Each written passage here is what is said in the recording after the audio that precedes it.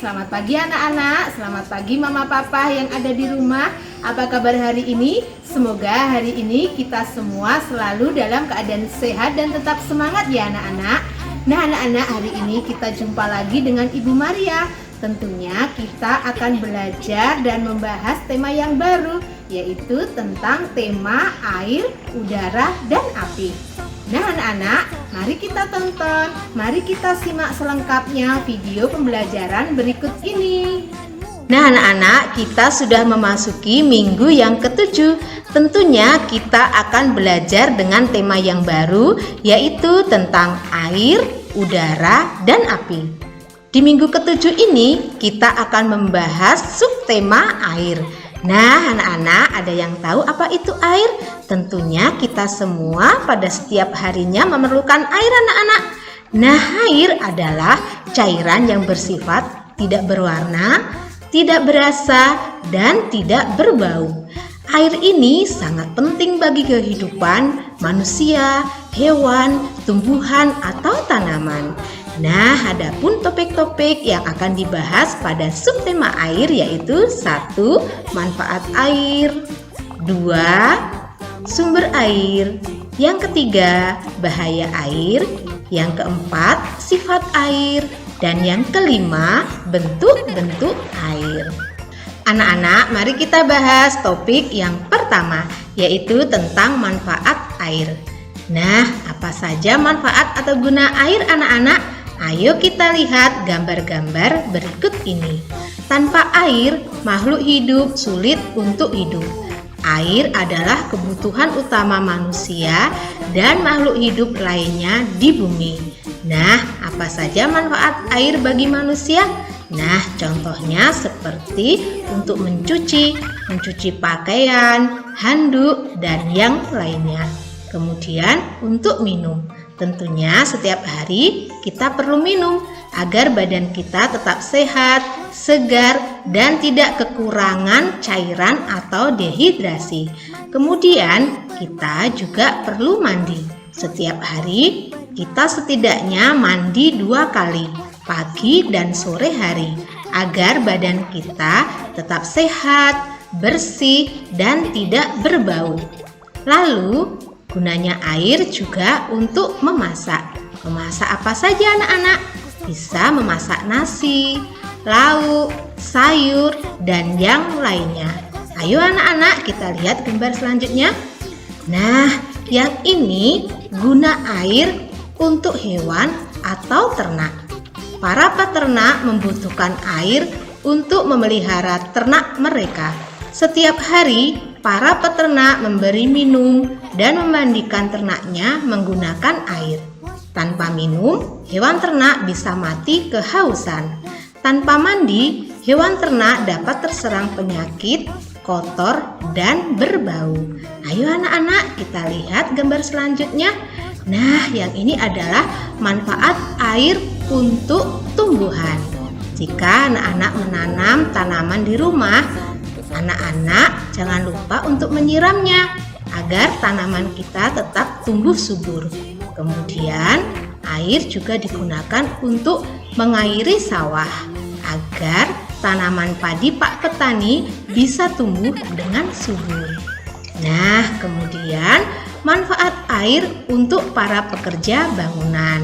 Nah, mereka ini adalah pekerja bangunan yang selalu menggunakan air untuk membangun rumah, hotel, atau yang lainnya. Anak-anak, mari kita bahas topik selanjutnya, yaitu topik yang kedua tentang sumber air. Nah, dari mana saja sumber air anak-anak? Terdapat beraneka ragam sumber air antara lain 1. Air laut. Kita dapat menemukan sumber air di pantai, yaitu laut. Air laut ini bersifat asin karena mengandung garam.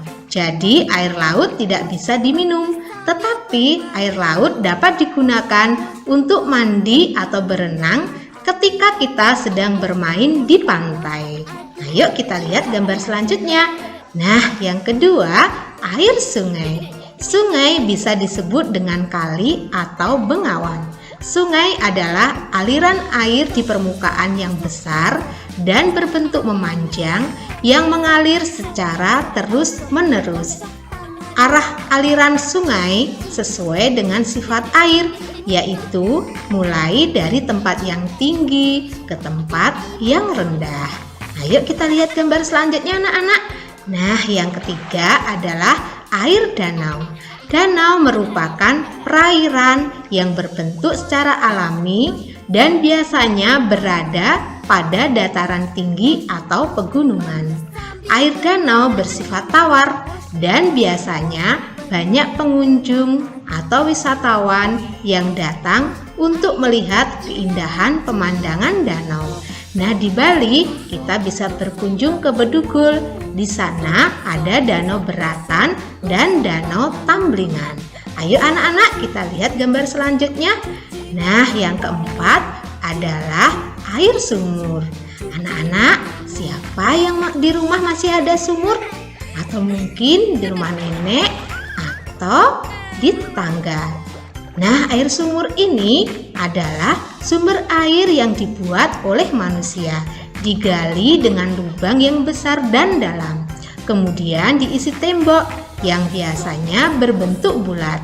Cara mengambil air pada sumur ini biasanya ditimba dengan ember, dan semakin berkembangnya zaman, saat ini sudah menggunakan aliran listrik yang terhubung pada sumur sehingga tidak perlu menimba lagi.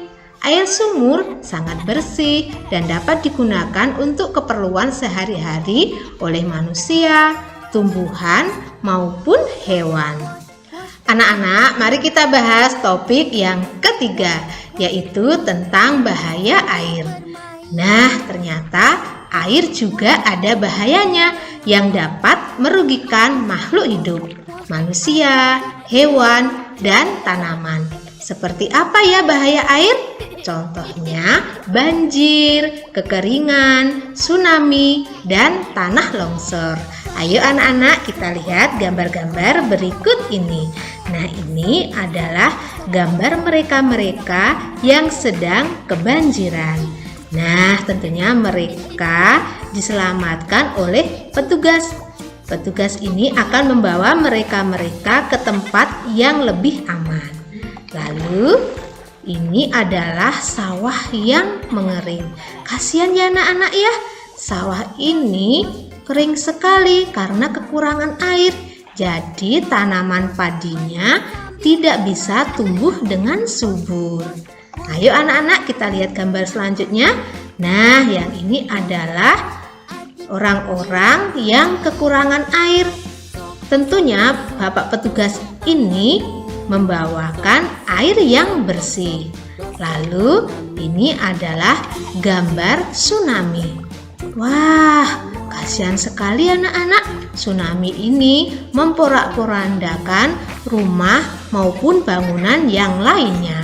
Kemudian ini adalah gambar longsor.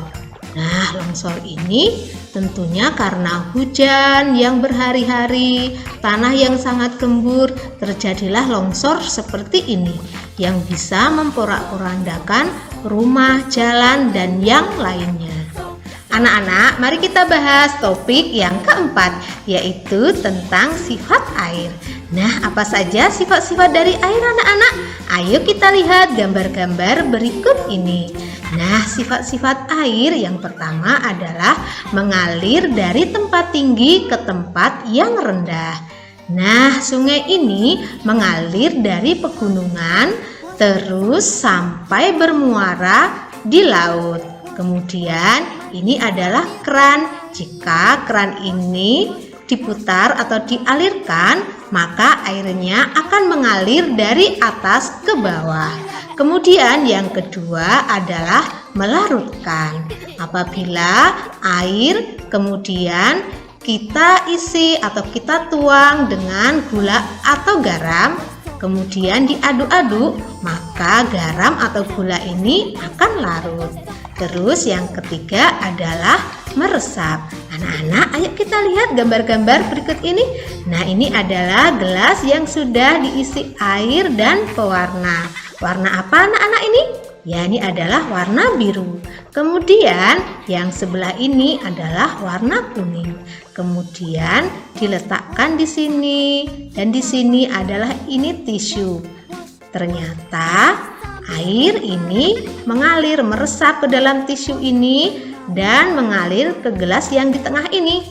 Nah, ternyata air yang berwarna biru dan berwarna kuning ini jika sudah tercampur akan menjadi warna hijau.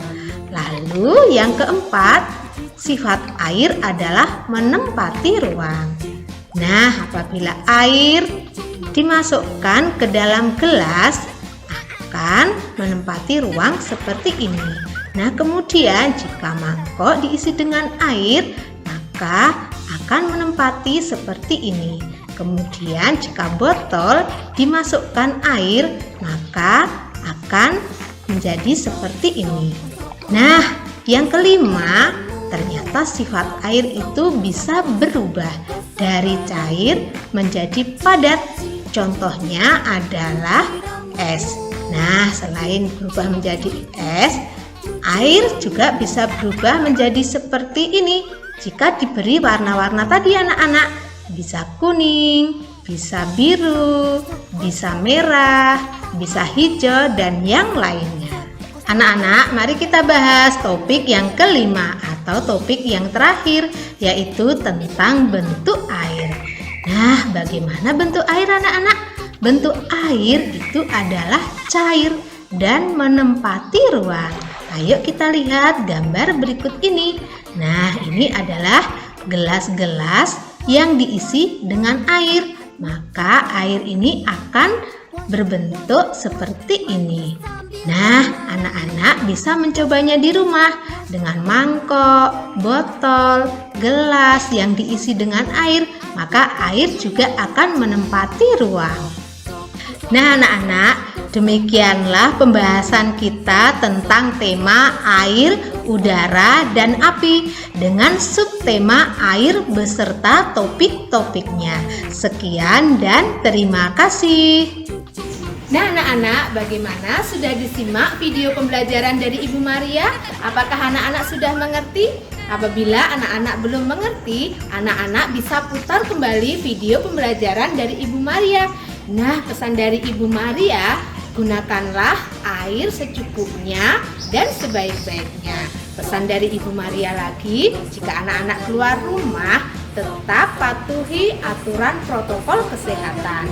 Sekarang tinggal menunggu tugas-tugas dari Ibu Maria. Selamat belajar anak-anak. Dadah.